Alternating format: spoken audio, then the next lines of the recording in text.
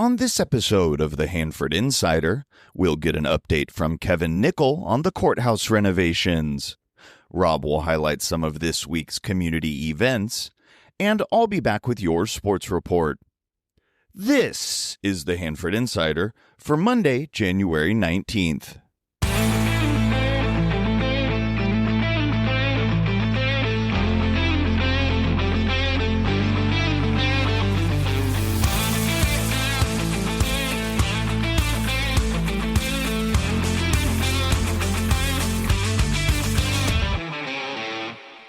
Welcome to the Hanford Insider Podcast. I'm Rob Bentley, and each episode we highlight the people and the places that shape our community. In community news, it was announced last week that Community Service Officer Tony Braz is retiring after 11 years of service with the Hanford Police Department. In a celebration in her honor, Chief Stephanie Huddleston said that Tony consistently performed beyond the call of duty, delivering unmatched productivity. In her final year alone, she authored an impressive 227 cases, which was the highest completed by any member of the department. Congratulations, Tony, on a well-deserved retirement. The Hanford City Council will be meeting on Tuesday, January 19th, and boy, do they have a loaded agenda. In the afternoon study session, they'll receive a report on the landscape and lighting districts, and they'll review a comprehensive report for the end of the fiscal year ending June 30th, 2025. They'll also be continuing the discussion of hiring a new city manager. In the general session at 7, they have many items on the consent calendar, and they also have a public hearing regarding the new Copper Ridge mixed-use project being proposed across from Freedom Park. In general business, they have 4 items, including the agreement with the new city manager who will be announced. And given the developments in the last month, it's sure to be our current interim city manager, Chris Tavares. Don't forget, if you can't make the meeting in person, you can watch the proceedings live on the city website. Mayor Mark Kyrus will have a Wednesday wrap-up following the meeting, which I'll repost here on the Insider. Let's take a look at this week's community calendar. Don't forget, Monday is the Dr. Martin Luther King celebration at the Hanford Civic Auditorium. It kicks off with a free breakfast at 9 a.m., and then there will be presentations and activities for the whole family. On Saturday, January 24th, there's a watercolor essentials class being held at the King's Art Center. Visit kingsartcenter.org for more details. On Saturday evening, there's a bachata salsa social at the Patty Dance Studio. Visit pattystudio.com for more information. Coming up on Saturday, January 28th, you'll have your chance to talk with Hanford City Council member Travis Payton and Public Works Director Russ Sterling at the Council Corner. This will be held at Me and Ed's Pizza on 10th and Fargo from 5:30 to 7 p.m. This is your chance to get your questions answered. If you have an event coming up, large or small, and you'd like some help getting the word out, let's work together. Send your information to hanfordinsider@gmail.com. Be sure to subscribe to my weekly newsletter to get a complete calendar of events. It's the most comprehensive community calendar available.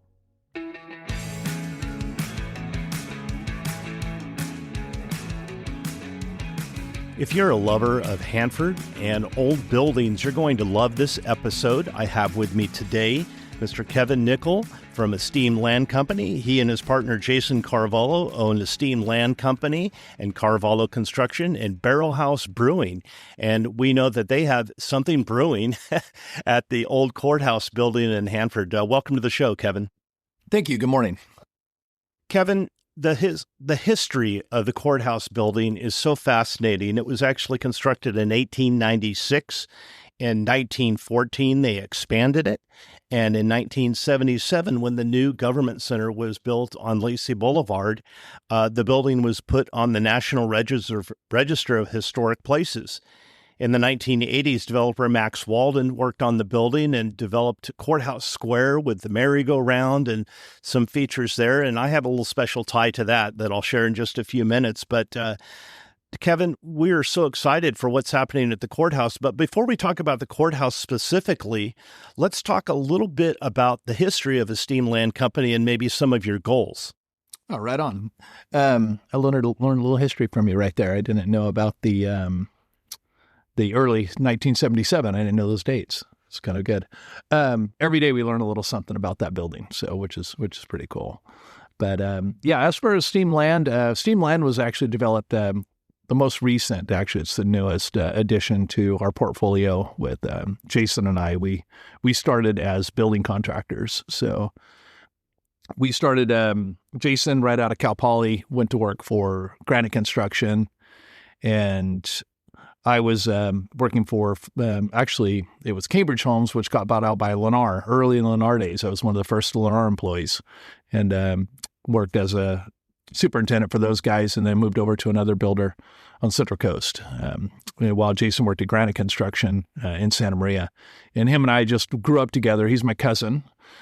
We grew up together, and we always talked construction, and I just always liked the fact that he was doing big bridges and roads and multi-million-dollar stuff and just interesting things, But that, we're builders, we're contractors, and I was in 2006. We started Carvalho Construction. I was, we went into, well, should I say, I was successful, slow starting, and then 2008 hit, and we all know what happened there. But what the good thing was, and I didn't realize it now, looking back, but, we went in with absolutely no debt. We didn't go out, we weren't buying stuff. Well, all these other contractors had spooled up for this big boom in construction. And then you saw the defaults in 2008. Well, that's, I was going to job bids, and I'm 1-2 people bidding jobs, and we had no overhead. So I was landing great projects and, had great experience.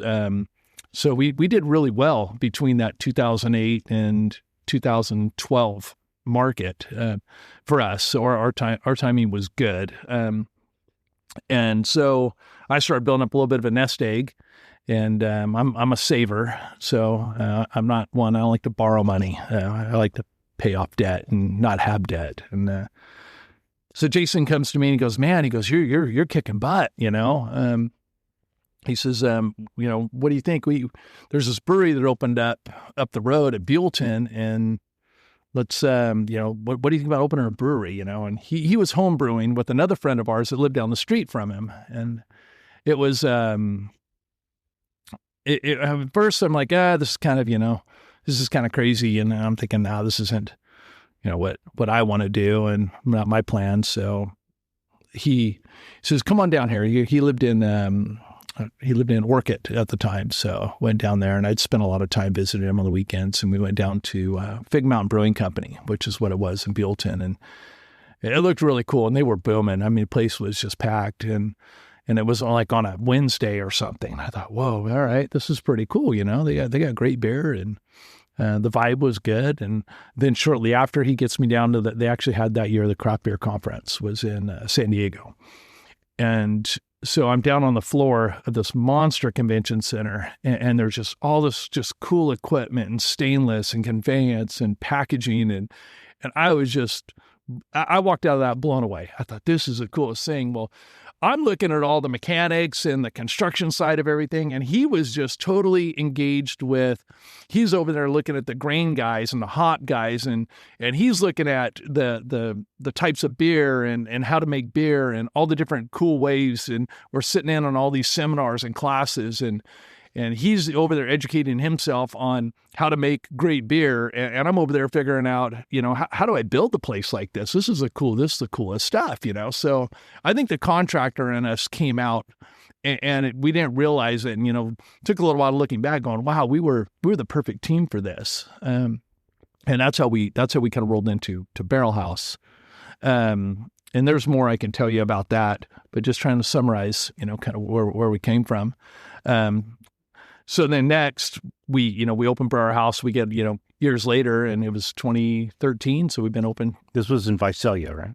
No, this is in Paso. Oh, Paso. Okay. Paso. And I can tell you a lot. I could tell you a lot of stories about where we started and all that good stuff, and how we picked a location and stuff. There's a lot of history there, and I could entertain you with a lot of wild, just stupid stuff that we did. We'll have to have you back for sure. So you've got projects going in Hanford, but you have some other projects that you've done in Visalia. Did you do the BarrelHouse in Visalia as well? Yeah, no, anything BarrelHouse. Oh. Anything BarrelHouse, we build. Carvalho Construction builds everything. Jason and I build everything for ourselves. So we build everything BarrelHouse.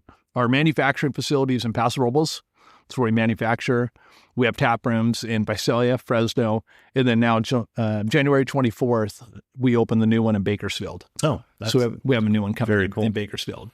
All right, we'll get back to BarrelHouse in just a minute, but I want to kind of bring it back home to Hanford and the Wealth Building. A lot of people know it's a popular place for coffee now and the acai bar, and there's a lot about that building. There's stories to be told. What kind of businesses, before we get into the businesses, maybe just a little bit about that building and things that you had to do to make it suitable for all these businesses that are coming in. Right on. We bought the Wealth Building. Actually, our Carvalho Construction Company used to have our office there in the Wealth Building. And the owner, Denver John Stone, who's now passed away, great man. I really had a lot of respect for him. He actually sold us the building, and he was after me for a while to buy it. I knew he was getting ready to retire, and so we bought the building from him. And he was older, and the building was really, he just couldn't keep up with it. But that old guy, 90 years old, up on a ladder every day, and they're working and trying to keep up on the building. It was, it's daily maintenance. A building that size, when you got tenant turnover, and he had vacancies too. He had a handful of them, quite a few of them actually at the time, just because he just couldn't market them and so forth. So we ended up buying the building from him, and then we just slowly started renovating. HVAC was a big one. The roof, there was roof leaks. There was just a lot of suites that weren't modernized or updated. Downstairs, he had the old Seaman shoe. You probably remember that. That stayed vacant for a long time. So we remodeled that, we brought in Divinity Clothing. She came in from downtown and moved in there. So we acquired the Wealth Building, and then we just started renovating everything. Every time there was a vacancy, we renovated, and then we started marketing it. My vision was that I believed that downtown, those downtown places could do very well. So we seeked out and met up with the Acai Bowl and Cafecito, which are great business. Actually, Cafecito came from the Fast Credit Union. I don't know if you know that. Yeah. So they have Cornerstone in there now, but yeah, they originally were in the Fast Building. Yeah, and he was, I think him and the Fast Credit Union were kind of at odds a little bit maybe at the time. Both great people, and I think they both have a great vision, but he just wasn't doing the business. But his product and his branding, I walked in there and I thought it was the coolest thing. I thought, man, this guy's got it going on. He's doing good, but he could do way better if he was over here and more visible. Nobody knows he's here. And I just thought, man, what an amazing coffee shop. This is the best coffee shop in Hanford, and he's hidden in here. And he's limited, by the bank hours. He can only be open when the bank was open. And he was frustrated by that, I think. And I could see it. So I convinced him to come over, and he came into the Wealth Building. I actually wanted him to take both those suites at the time. He was there before Cafecito, or before Acai Bowl. And he was a little nervous about taking that much and taking on that rent. And then about 3 months later, he comes to me and he goes, man, I should have taken the whole thing. He goes, we're cranking. So, but yeah, no, that's the Wealth Building. The Acai Bowl girls took the corner, and I, to my knowledge, they're doing really good. Great gals. Great gals. And there's a new skateboard shop that opened on the corner there on 8th and Irwin. Yes. Yeah. And a new skateboard shop coming in. There's, and I don't know if I could speak too soon, but Cafecito might be expanding a little bit. Their spot, the suite to the south of them is going to be coming available later this year, and they're looking into maybe expanding their space. So that'd be a good thing for them. One of the things that I find so interesting about that building is that the hidden gem is actually upstairs. So when so many of the buildings downtown are vacant in the upper stories, you've restored a lot of the upstairs office space for people to come in and do business. Yeah. Yeah. Oh, yeah. No, every one of those. I don't think there's any that we haven't gone through now. We eventually, as we have a turnover, There's very few. We have a laundry list. I mean, the list of people wanting in that building, I bet is probably 20 people deep at any given time. So that's awesome. which is great. It's a great spot. The suites are, between $400 and $500 a month. They're inexpensive. It includes power. It's just a great trash, water, all that's included. We keep the building up. It's secure. The tenants love it. It's just a great spot for a small business, for somebody to start off if they need an office, esthetician, barber, lawyer, small office, family, what is it? The counselors, the family counselors and things like that. We have all that up there.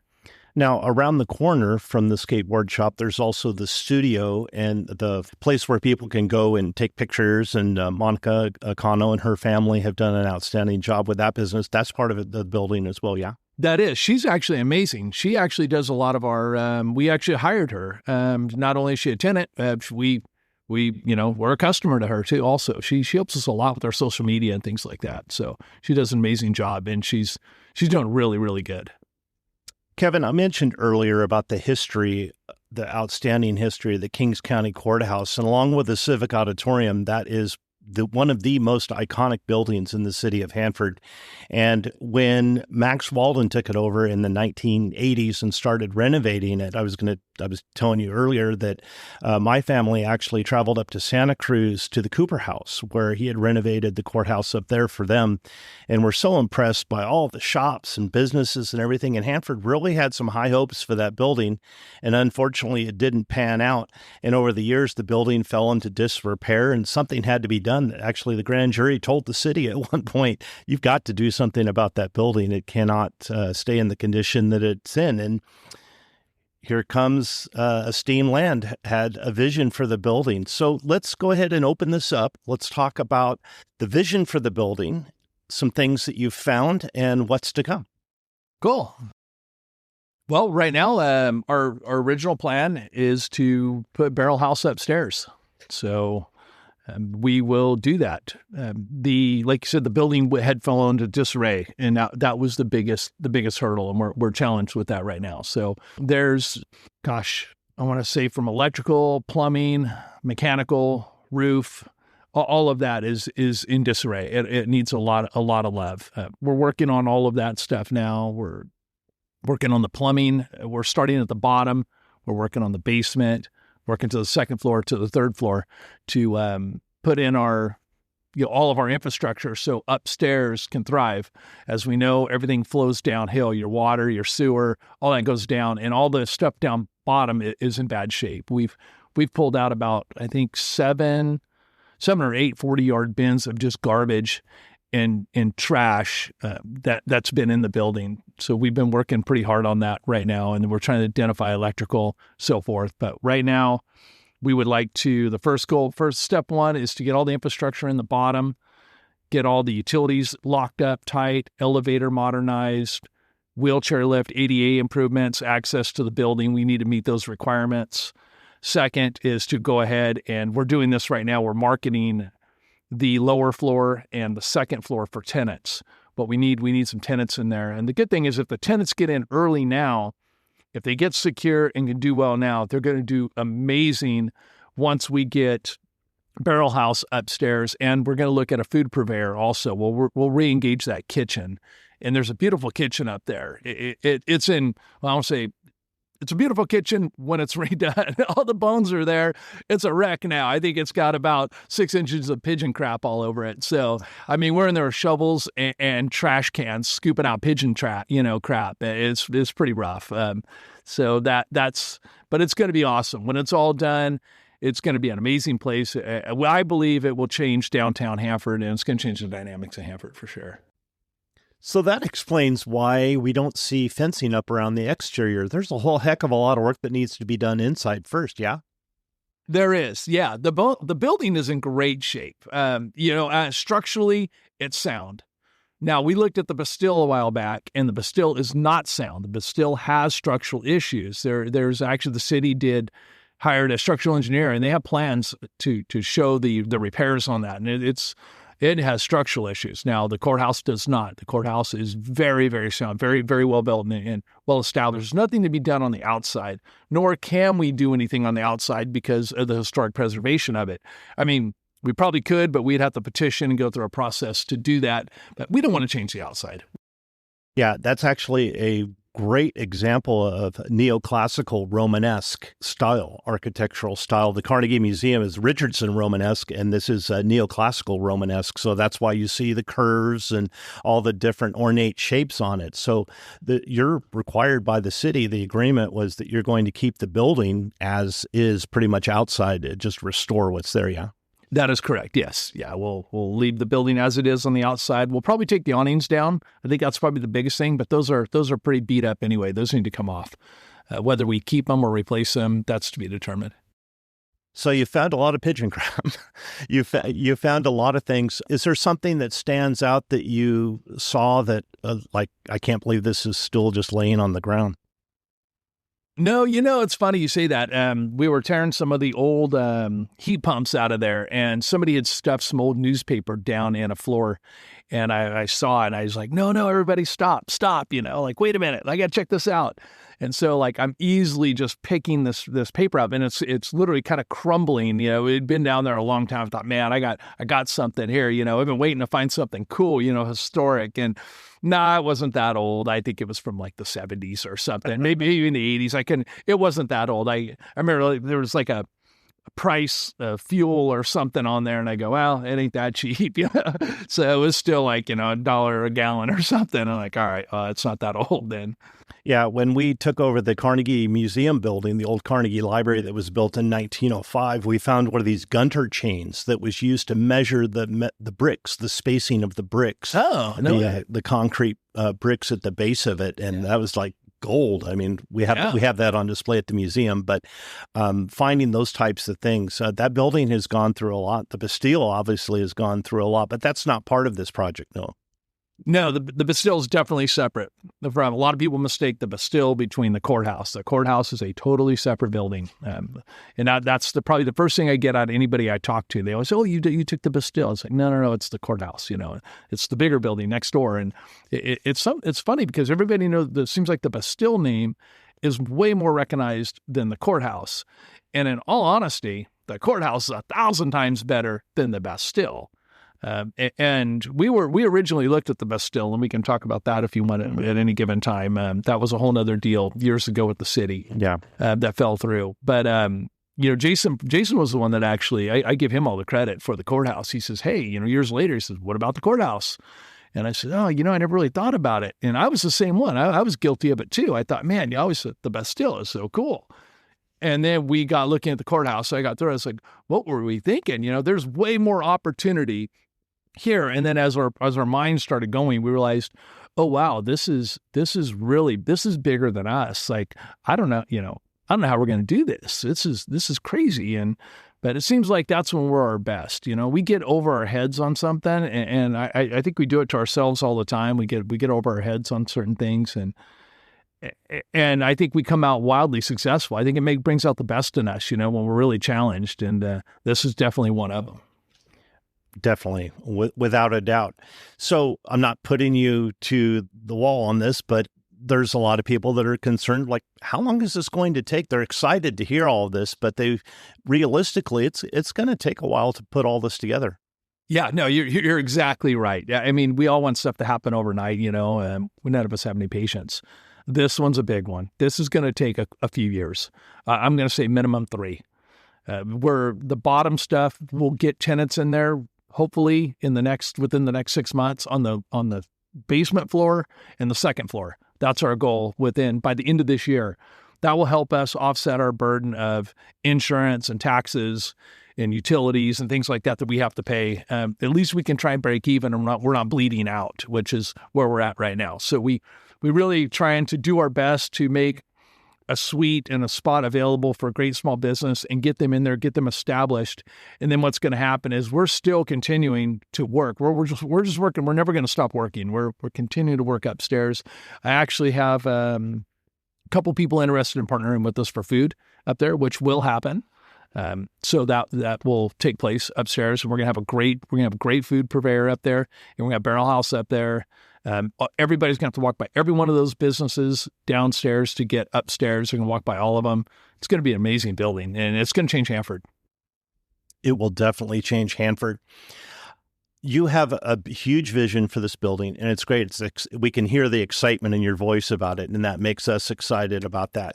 And you mentioned these businesses, possibly you're looking for businesses to fill in some of these suites. And I noticed on your website at esteemedlandco.com, you actually have the listings and how to contact you for bases. And I know maybe some of these people that are interested in the Wealth Center building might partner up with you on that.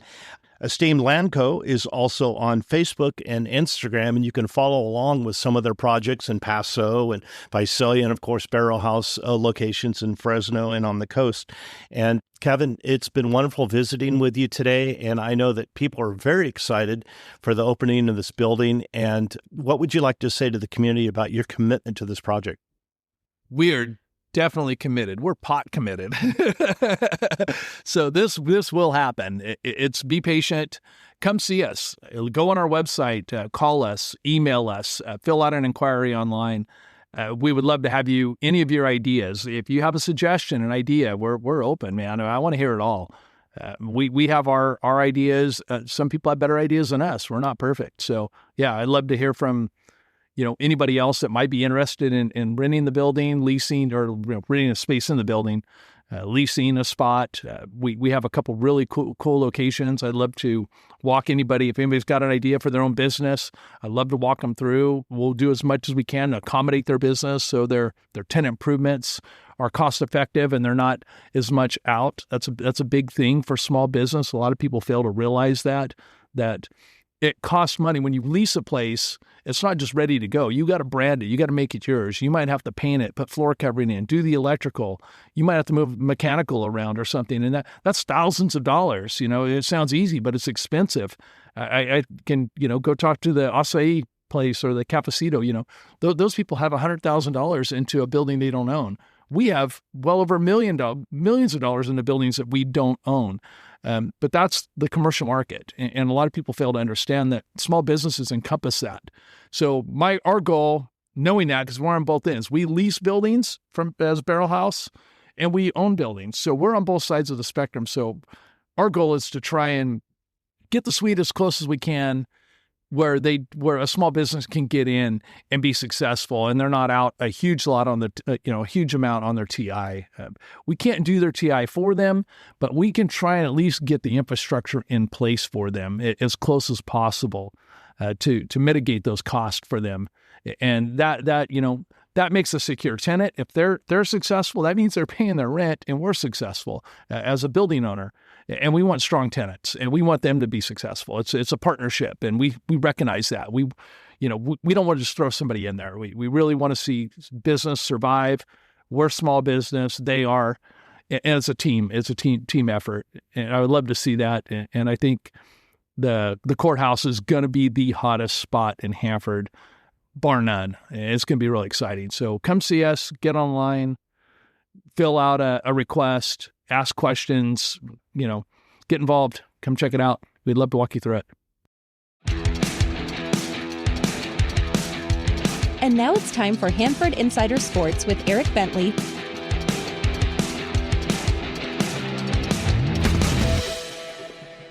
In girls basketball, Sierra Pacific improved to 10-11 overall and 1-1 in league action with two dominant victories last week, taking down Hanford West 79-10 on Monday and beating Reedley 83-10 in non-league action Friday before Fogg canceled a Saturday showdown with Bullard. The Golden Bears will be at Selma on Tuesday this week with a home game versus Kerman on Friday. It's been tough sledding in the WYL for the Hanford High girls basketball team as the Bullpups fell to 0-3 in league play, following a big loss to Tulare Union and a 10-point defeat at Tulare Western. With a non-league loss to Redwood on Saturday, the Bullpups have now lost 8 in a row with another week of tough league action ahead at 3-0 Mission Oak on Wednesday before hosting a Lemoore team that beat the Bullpups 40-37 earlier this year on Friday. And for Hanford West girls basketball, the only score we have reported was the loss to Sierra Pacific. The Huskies will play at Exeter on Tuesday and home versus Emmanuel on Thursday. In boys basketball, Hanford High picked up a pair of wins, 71-44 versus Tulare Western, and at Redwood 68-52 after falling to Tulare Union earlier in the week. The Bullpups at 1-2 in league play will look to keep that momentum rolling on the road this week at Mission Oak on Wednesday and Lemoore on Friday. A tough week versus tough competition for the Sierra Pacific boys basketball team last week, falling to the top two teams in the league in Kingsburg and CVC, then taking a non-league loss to Stone Ridge Christian. Despite losing 3 in a row, the Golden Bears are still above 500 on the year at 11-10 overall, with a good chance to improve their 1-2 league record this week at home versus Soma on Tuesday and Hanford West on Thursday. As for the Hanford West boys basketball team, they remain winless in league after falling to Washington Union and Exeter last week, with games versus Kerman on Tuesday and that matchup at Sierra Pacific Thursday. In soccer, make it 5 in a row for the Sierra Pacific boys soccer team after taking down Emmanuel 3-2 and shutting out Kingsburg 3-0 to improve to 6-5-5 overall and 3-0 in league play. The first place Golden Bears will take on Hanford West this Friday. Hanford High boys soccer played to a pair of draws last week versus Tulare Union and Tulare Western and now sit at 0-1-2 in league. The Bullpups will play at Mission Oak on Wednesday and at Lemoore on Friday. And Hanford West boys soccer fell to Washington Union and CVC last week, with games versus Kingsburg and Sierra Pacific this week. The 9-2-2 Hanford High girls soccer team split their 2 league games last week, taking down Tulare Union 2-1 on Tuesday before falling to league-leading Tulare Western on Thursday 1-0. At second place in the WIL, a pair of favorable matchups await the Bullpups this week at home versus Mission Oak on Wednesday and Lemoore on Friday. And the only other girls soccer score we have reported from last week was a 7-0 Sierra Pacific win over Hanford West. As always, if you have a score report or a team update from any level, you can let us know by emailing hanfordinsider@gmail.com. I'm Eric Bentley, and this has been your Hanford Insider Sports Report. Well, that's all the time we have for this week's show. If you enjoyed this podcast and you'd like to show your support, you can go to buymeacoffee.com/Hanford Insider to make a donation.